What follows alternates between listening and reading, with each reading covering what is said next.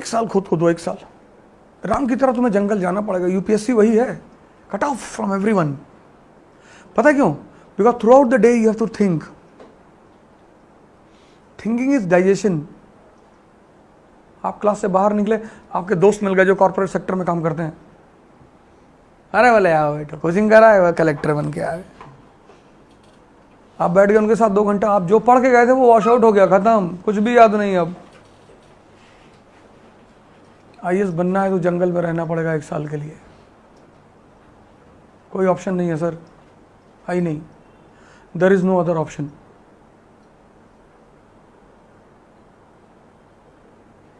है ही नहीं। खुद से रोना पड़ेगा, गाना पड़ेगा, कभी कभी खुद ही रोओगे कमरे में बैठ के, फिर खुद को मोटिवेट भी करना पड़ेगा। कोई नहीं मोटिवेट करेगा। मोटिवेशन सैनिकों की दी जाती है। कभी किसी राजा को कविता वविता सुनाते सुने किसी को? सैनिकों के लिए पोएम लिखी जाती है। चाह नहीं सुरबाला के गहनों में गूथा जाऊं, चाह नहीं देवों के सर पे चढ़ भाग्य को इटलाऊं, मुझे तोड़ लेना वनमाली उस पथ में तुम देना फेंक, मातृभूमि पे शीश चढ़ाने जिस पथ जाए वीर अनेक। सैनिकों सामने पढ़ाया था, चढ़ फूल निकाल तोड़ कर फेंक दिया, जा रहे हैं हम लोग। राजा सेल्फ मोटिवेटेड रहता है।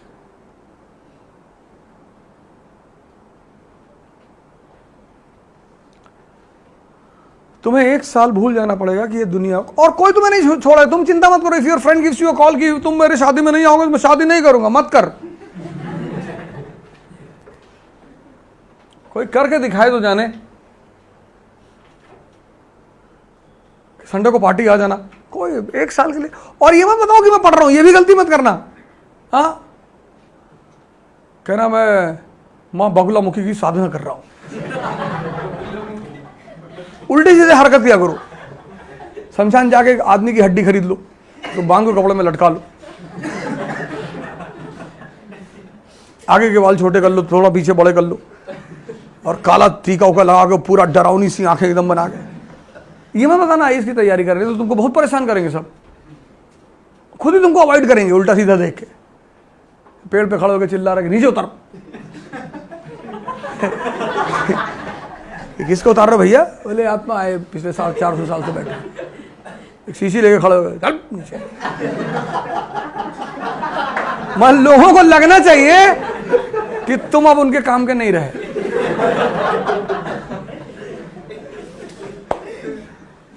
इसीलिए तो सन्यासी कपड़ा उतार देते हैं। सन्यासियों की तुम साइकोलॉजी देखो, गेरुआ पहन लिया, व्हाइट कपड़ा पहन लिया, तो लोग उनकी तरफ देखते ही नहीं। लोग किधर देखते हैं? टाई लगाया है, बैच लगाया है, इंडियन एम्बेसडर, सोचते काम का आदमी है। जबकि हर बड़ा आदमी जो है ना, तुमको कुछ देगा नहीं, कभी तुमसे लेकर ही जाएगा। तुम जितने बड़े आदमी से मिलने जाओगे कुछ ना कुछ देकर ही आओगे। लाओगे तो कुछ हो ही नहीं सकता कि कुछ लाओ। अमित शाह से मिलने गए तो अब तुम शर्म के मारे मिठाई के डिब्बा ले जाओगे, फल ले जाओगे।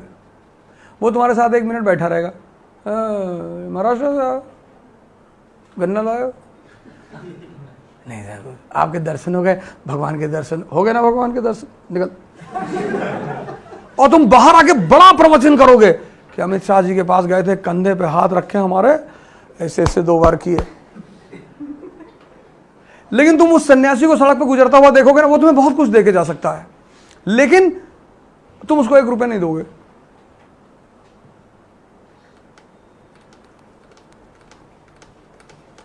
तुम जिनको देकर आते हो उनसे तुम्हें कुछ मिलता ही नहीं।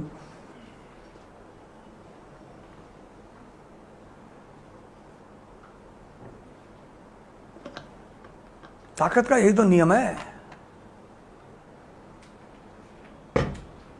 जिनसे मिलना है उनको तुम 1 रुपया नहीं दोगे। हट्टे कट्टे सन्यासी भिखमंगे की तरह घूम रहे हैं, नहीं कोई काम कर ले जो है। अरे तुम्हारे पेट में काहे दर्द हो रहा है?